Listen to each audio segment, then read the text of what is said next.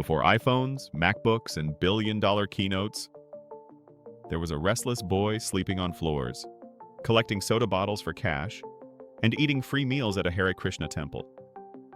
This isn't just a business story.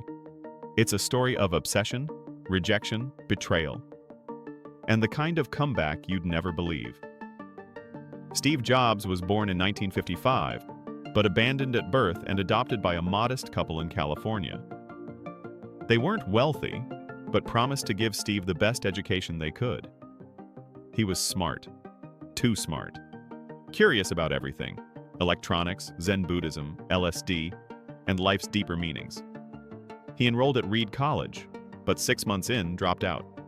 He wasn't learning what he wanted. So he left, but stuck around campus, sleeping on friends' floors, returning Coke bottles for nickels, and walking 7 miles for free meals at a temple. What would your family say if you dropped out with no backup plan? Would you risk everything for a feeling, a hunch, that there's something more?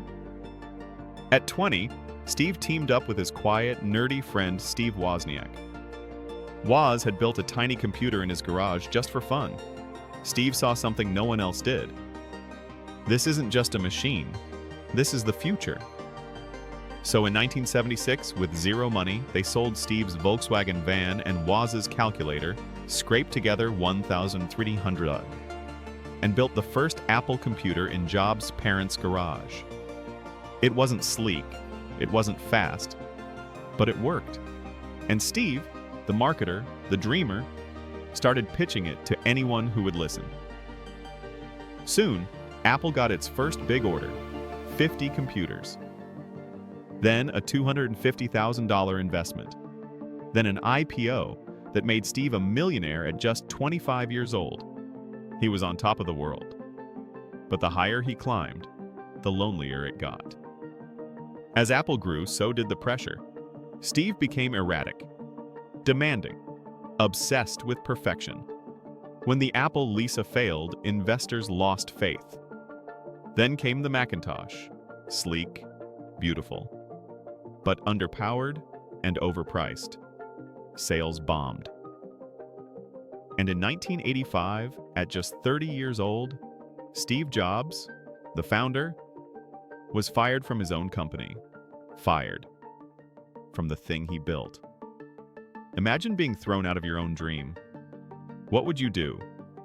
Walk away or start over? I'm curious. Drop your thoughts below. Steve was crushed, depressed, lost. But instead of giving up, he did the unthinkable. He started again. He built a company called Next and bought a little animation studio called Pixar. At the time, Pixar was losing money. Everyone said it was a mistake.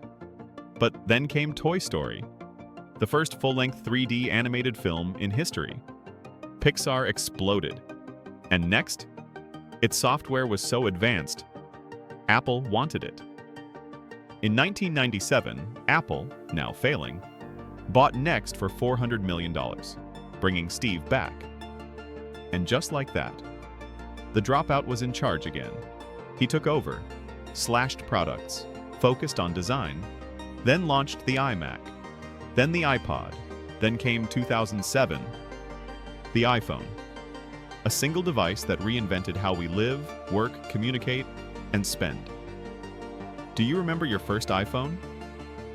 Did you know it was the product of a man who almost lost it all? Tell me in the comments below. In just 10 years, Steve transformed Apple from near bankruptcy into the most valuable company on Earth. Today, Apple is worth over $3 trillion, all because one kid dared to think different, even when the world laughed in his face. Steve Jobs once said, "The people who are crazy enough to think they can change the world are the ones who do." If this story moved you, like, share, and subscribe to the Wealth Chapter for more true money journeys. And tell us in the comments, have you ever been told your dream was crazy?